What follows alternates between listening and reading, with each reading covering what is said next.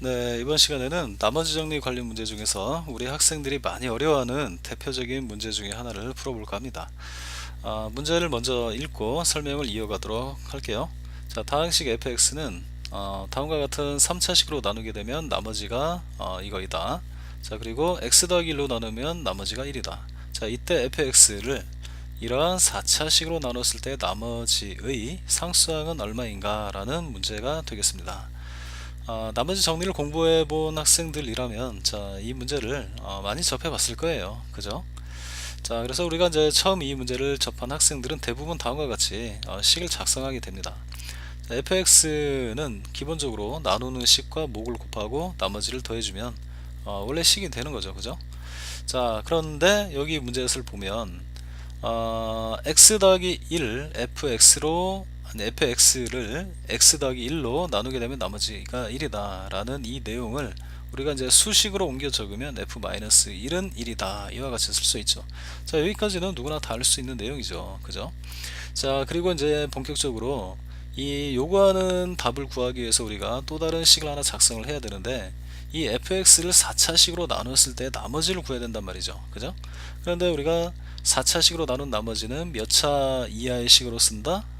네, 3차 이하의 식으로 쓴다. 이것도 알고 있는 내용이죠. 그래서 어렵지 않게 fx를 일단 이렇게 쓸 수 있는데, 이렇게 쓸 수도 있지만 다음과 같이 쓸 수도 있다. 그래서 4차식 곱하기 그 다음에 목 px, 새로운 목이죠. 3차식으로 나눴을 때의 목하고 4차식으로 나눴을 때 몫이 같은 건 아니니까 이렇게 따르게 이렇게 문자를 바꿔준 거죠. px. 그 다음에 나오는 나머지를 이렇게 3차식으로 이렇게 표현을 해준 겁니다. 자, 그런데 우리가 이제 나머지 정리에 관한 문제들 대부분이 미정계수를 어떻게 결정해요? 네, 수치를 대입을 해서 그 값이 서로 같다라는 그 정의를 이용을 하든가, 항등식의 정의, 아니면은 개수들을 싹 비교를 해가지고 전개를 한 후에 개수들이 서로 같음을 즉 성질을 이용하는 방법으로 우리가 미정계수를 결정해 왔었단 말이죠. 근데 지금 이와 같은 경우는, 이 문제 같은 경우는 조건이 너무 부족해요. 왜냐면 우리가 대입할 수 있는 수치는 마이너스 1밖에 없는데, 고작 마이너스 1 하나만 가지고 a, b, c, d라는 4개의 미정계수를 결정할 수가 없거든요. 그렇죠? 그래서 우리는 이 문제를 해결하기 위해서 또 다른 어떤 접근이 필요하다라는 것을 바로 직감할 수가 있습니다. 자, 그런데 대부분의 아이들이, 우리 학생들이 그 또 다른 접근에 대한 풀이를 설명을 해줘도 굉장히 어려워합니다. 자, 그런 학생들의 공통점이 뭐냐? 잘 이해를 못하는 그 공통점은 바로 이 나눗셈이라는 연산에 대한 기초적인 이해가 좀 부족한 경우가 많았어요. 선생님이 겪어본 바로는. 자, 그래서 이 문제를 이제 본격적으로 풀기 이전에 준비 학습을 먼저 하고 그 다음에 문제를 풀고 강의를 마치도록 하겠습니다. 자, 준비 학습. 자, 여기 23이라는 숫자가 있어요. 23이라고 하는 것은 어떤 하나짜리가 23개가 이렇게 쭈루룩 있는 거죠. 그래서 우리가 23을 변형해서 쓰면 다음과 같이 쓸 수가 있습니다. 5 곱하기 4 플러스 3. 자, 이때 이 23을 5로 나누게 되면 몫이 4고 나머지가 3입니다 라는 뜻이 되는 거죠. 이 수식의 의미가. 자, 그렇다면 나누기란 도대체 무엇이냐? 이 나누는 수 5는 이 23개를 5개씩 나누어 나가는 거예요. 이렇게 5개 나누고 5개 나누고 5개 나누었을 때 이 5개를 한 묶음으로 하는 이런 묶음이 총 4개가 나오고, 그 다음 남는 게 3개가 남아있다. 이 3개는 뭐 5개로 묶을 수는 없잖아요. 그죠? 자, 그런데 우리가 이렇게 쓸 수도 있다는 얘기예요. 23이라고 하는 것은 일단은 5개씩 3개의 묶음을 먼저 만들어 놓고, 자, 그런 후에 이걸 좀 지워 보겠습니다. 그런 후에 이렇게 낱개로 8개가 남아 있다라고 해서 5 곱하기 3 더하기 8이다 이렇게 써도 되는 거죠. 그죠? 마찬가지로 또 이걸 없애버리면 5개씩 두 묶음을 만들어 놓고 나머지 13개는 낱개로 그냥 이렇게 놔둔 거죠. 그래서 23이라고 하는 것은 뭐 이렇게 쓰든 이렇게 쓰든 이렇게 쓰든 다 같은 식인 거죠. 변형을 한 거예요. 식은 동일한 식인 거죠. 그죠? 자, 그런데 우리는 이걸 알고 있어요. 23이라고 하는 것은 어찌 되었든지 간에 23을 어떻게 쓰든지 간에 나머지는 얼마이다? 3이다. 그죠? 자, 그런데 문제는 지금 23이라고 하는 것을 몇 개의 부분으로 나누어 놨다? 네, 이렇게 두 개의 부분으로 나누어 놨잖아요. 이렇게. 그죠? 근데 첫 번째 부분을 우리가 5로 나누었을 때 나머지가 나올까를 먼저 생각을 해 봐야 된단 말이에요. 근데 5 곱하기 4는 5의 이미 5의 배수기 때문에 여기선 나머지가 나오지 않겠죠. 그래서 여기 남아있는 3이 이 전체의 나머지가 된다. 자, 그 다음에 이제 5 곱하기 3 더하기 8이라고 썼을 때 이 5 곱하기 3 이 부분은 또 뭡니까? 네, 5의 배수기 때문에 여기선 나머지가 나오지가 않겠죠. 자, 그러면 여기 남아있는 몇 개? 8개 중에 나머지가 들어있다는 걸 알 수 있어요. 그래서 이 부분을 뭐라고 쓰느냐, 다시 얘는 5로 나눌 수 있는 거기 때문에 자, 5짜리 묶음을 하나 만들 수 있고, 그러면 남는 게 3개가 있어요. 이렇게 쓰는 거죠. 결국은 이 식의 나머지도 얼마가 되는 거죠? 네, 3이 되는 거죠. 마찬가지죠. 이것도 23이라고 하는 것을 이렇게 10 더하기 13으로 나눴을 때 이 부분은 나머지가 0이 되고, 근데 이 부분은 5로 나눴을 때 나머지가 0이 되는 건 아니죠. 그래서 이걸 갖다가 나눠 보는 거죠. 5로 나눌 수가 있으니까 5개짜리를 두 묶음 만들어 내면 남는 게 이쪽에 3개가 남는구나, 이렇게 되는 겁니다. 자, 그래서 우리가 어떤 수를 이렇게 두 개로 분류를 했을 때 어떤 한 부분이 5의 배수이면 나머지가 생겨나지 않으니까 이 뒤에 있는 부분에서 뭐가 생겨난다? 나머지가 생겨난다. 얘도 마찬가지죠. 이 앞부분은 5의 배수니까 여기선 나머지가 나오지 않아요. 뒷부분에서 나머지가 나올 거예요. 얘도 마찬가지죠. 그러나 이렇게 쓰든 이렇게 쓰든 이렇게 쓰든 나머지는 전부 다 동일하게 얼마예요? 계속 3이에요. 이런 뜻이 되는 겁니다. 자, 그 다음 또 하나 이제 알고 있어야 되는데, 이런 4차 다항식이 있다고 생각을 해 보자고요. 자, 이 4차 다항식을 x의 4제곱으로 나누면은 나머지가 얼마예요? 라고 묻는다면 당연히 뭐라고 해야 돼요? 이 부분은 x 4제곱의 배수죠. 배수. a 배를 한 거잖아요. 그러니까 여기서는 나머지가 얼마가 나온다? 0이 나온다, 이런 얘기예요. 나머지가 여기서는 나오지가 않는다. 자, 근데 얘네들은 x의 4승으로 나눌 수가 없잖아요. 그죠? 그래서 여기에서부터 여기까지가 바로 뭐가 된다? x의 4승으로 나눈 나머지가 된다. 그런 얘기가 되겠죠. 자, 그 다음에 그렇다면은 이번에는 이 4차 다항식을 x의 세제곱으로 나눴을 때 나머지는 얼마냐 라고 물으면 나눠 보는 거죠. 자, 이 부분은 x의 세제곱으로 나누어 떨어지죠. 그러니까 나머지가 얼마가 된다? 네, 0이 된다. 자, 그 다음에 이 부분도 x의 세제곱으로 나누면 나머지가 0이 되겠죠. x 3승의 배수니까요. 그죠? 그런데 얘하고 얘네들은 x 세제곱으로 더 이상 나눌 수가 없어요.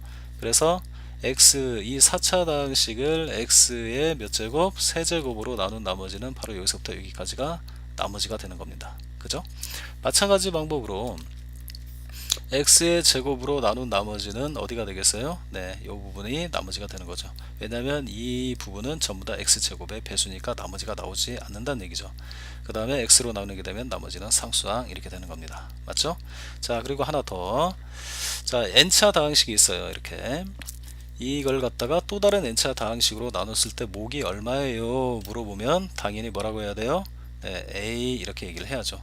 뭐 예를 들면 3x의 세제곱 마이너스 4x의 제곱 플러스 5, 뭐 이걸 갖다가 x 마이너스 1의 세제곱 플러스 뭐라고 할까요? x의 제곱 플러스 빼기 5x 더하기 6, 이렇게 이런 3차식을 이런 3차식으로 나눈 몫은 얼마인가요? 물어보면 뭐라고 해야 돼요?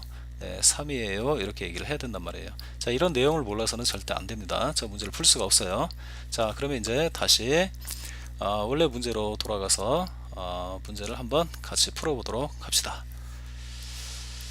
자, 좀 전에 설명한 내용을 반드시 머릿속에 기억을 하고 있어야 됩니다. 자, 그러면 이제 이 문제를 어떻게 해결하면 되느냐. 자, 여기서 이제 일단 수치 대입만 가지고는 도저히 풀 수 있는 형태의 문제가 아니란 걸 인지했기 때문에, 자, 먼저 우리는 뭘 이해해야 되느냐. 위에 있는 식이나 아래에 있는 식은 동일한 식이죠. 동일한 식, 항등식이니까 단지 형태만 바뀌었어요, 이런 뜻이란 말이에요. 자, 그런데 우리는 이걸 알아요. 지금 우리가 사용하지 않는 게 뭐냐면 이 fx라고 하는 식을 얘로 나누게 되면 나머지가 바로 얘가 돼요 라는 사실을 우리가 이용할 생각을 해야 된단 말이에요. 그죠? 그런데 이 fx라고 하는 것은 이렇게 써도 fx지만 이렇게 써도 똑같은 fx란 말이죠. 그러니까 fx라고 하는 애는 이러한 3차식으로 나눴을 때 나머지가 무조건 얘가 돼야 된단 말이에요. 자, 그러면 이 그 밑에 있는 식이죠. 밑에 있는 식. 이 밑에 있는 식을 다시 한번 뭘로 나눠 본다? 네, 얘가 아니라 여기 쓰여져 있는 이 3차식으로 나눠 보자 이런 얘기예요. 이 3차식으로 이 식 전체 fx를 다시 한번 나눠 보자. 자, 그러면 이 몇 개의 부분으로 나뉘죠? fx가 이렇게 하나, 그 다음에 또 이렇게 하나, 이렇게 두 개 부분으로 나뉘게 되죠. 그죠? 자, 그러면은 이 부분은 이미 이 식에 이 박스친 부분, 즉 3차식이 곱해져 있기 때문에 이 전체를 이 3차식으로 나누게 되면 나머지가 얼마가 되죠? 아, 네, 0이 되죠. 0. 그죠? 여기서는 나머지가 생겨나지 않아요. 그러면은 결국은 이 fx를 두 개 부분으로 쪼갰을 때 이쪽에서는 나머지가 나오지 않으니까 이쪽에서 나머지가 나온다는 얘기가 되겠죠. 그쵸?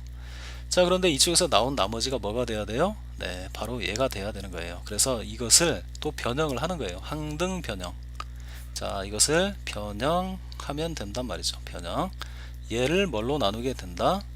x의 세제곱 플러스 x 플러스 1로 나눈다. 그러면은 몇 번 들어갈 거 아니에요? 몫이 있겠죠? 얘를 얘로 나눈 몫은 바로 이게 뭐다? 네, a가 된다 이런 얘기예요. 그러면 나머지가 있을 거 아닙니까? 그죠?